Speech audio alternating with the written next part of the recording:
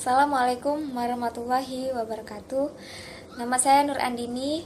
Saya akan mempresentasikan chapter 3, yaitu tentang Application Layer Protocol and Service Example. Yang pertama, kita akan membahas tentang DNS. DNS dan layanan protokol. DNS ini sekarang kita memiliki pemahaman yang lebih baik tentang bagaimana aplikasi menyediakan antarmuka bagi pengguna dan memberikan akses ke jaringan kita. Kita akan melihat beberapa protokol khusus yang umumnya digunakan oleh lapisan transport yang menggunakan skema pengalamatan yang disebut nomor urut. Nomor port mengidentifikasikan aplikasi dan layanan lapisan aplikasi yang merupakan sumber dan tujuan data. Yang kedua, tentang www layanan dan HTTP.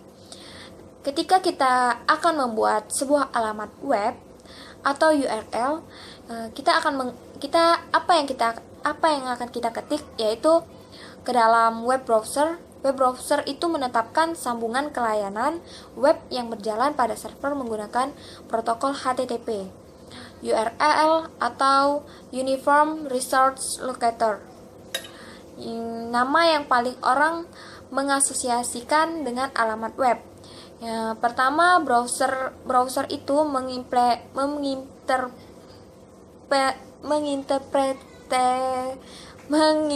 menginterpretasikan tiga bagian dari URL. Yang pertama, HTTP atau protokol atau bisa juga disebut dengan protokol atau skema, www.cisco.com atau nama dari servernya. Yang ketiga yaitu web server atau nama file spesifik yang akan diminta. Ini contoh gambar dari HTTP protokol, di mana HTTP server terhubung dengan network dan network menghubungkan dengan klien. Layanan email dan protokol SMTP atau POP. Email ini yaitu layanan jaringan yang sangat populer, telah merevolusi cara orang berkomunikasi melalui kesederhanaan dan kecepatan. Namun, untuk dijalankan pada komputer atau perangkat lain, perlu beberapa aplikasi dan layanan. Ada dua contoh protokol lapisan aplikasi. Yang pertama, Post Office Protocol atau POP. Yang kedua, Simple Mail Transfer Protocol atau SMTP, yaitu menunjukkan dalam angka. Seperti dengan HTTP, protokol ini menentukan proses klien atau server. File Transfer Protocol. File Transfer Protocol ini adalah menggunakan lapisan aplikasi protokol lain. FTP dikembangkan untuk memungkinkan transfer file antara klien dan server. Sebuah klien FTP adalah sebuah aplikasi yang berjalan pada komputer yang digunakan untuk mendorong dan menarik file dari server yang menjalankan daemon FTP atau FTPD. Untuk berhasil, dua koneksi antara klien dan server. Satu untuk perintah dan balasan, untuk transfer file yang sebenarnya. Oke.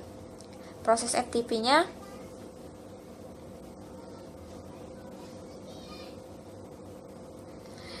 Oke. Next, DHCP. DHCP adalah layanan dinamis konfirmasi host protocol atau DHCP. Memungkinkan perangkat pada jaringan untuk mendapatkan alamat IP dan informasi lainnya dari server DHCP. Layanan mengotomatiskan ini. Penugasannya alamat IP, subnet mask, gateway, dan parameter jaringan IP lainnya. DHCP server, gambar DHCP servernya.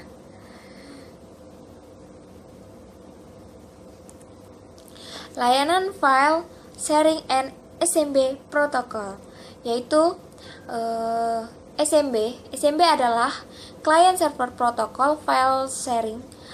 IBM dikembangkan server message block atau SMB di akhir 1980-an untuk menggambarkan struktur bersama sumber daya jaringan seperti directory, file, printer, dan port serial. Ini menggunakan sebuah request response protokol, tidak seperti file sharing yang didukung oleh FTP.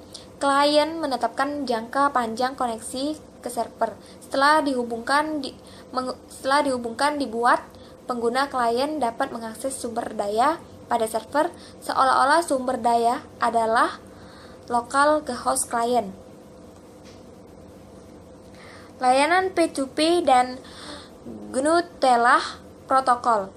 Kita belajar tentang FTP dan SMB sebagai cara memperoleh file. Berbagai file melalui internet telah menjadi sangat populer. Dengan P2P, aplikasi berbasis pada protokol GNU telah, orang dapat membuat file pada hard disk mereka tersedia untuk orang lain untuk mendownload.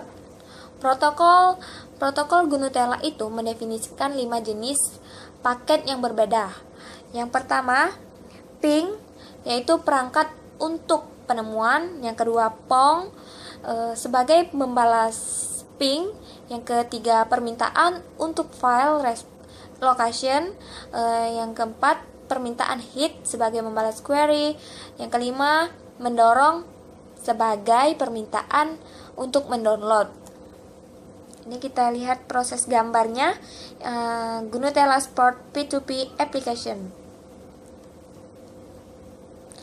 Jasa dan Telnet Protokol.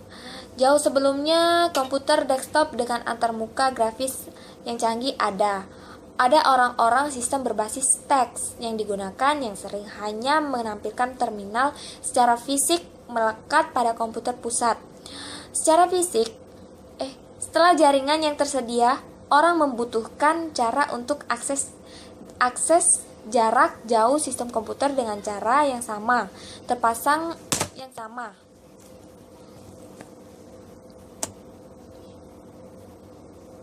Ada gangguan sedikit.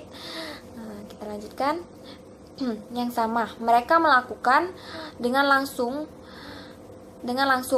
Perangkat lunak klien ini mengimplementasikan protokol yang disebut sebagai telnet. Ini kita lihat gambar dari telnetnya, proses telnetnya.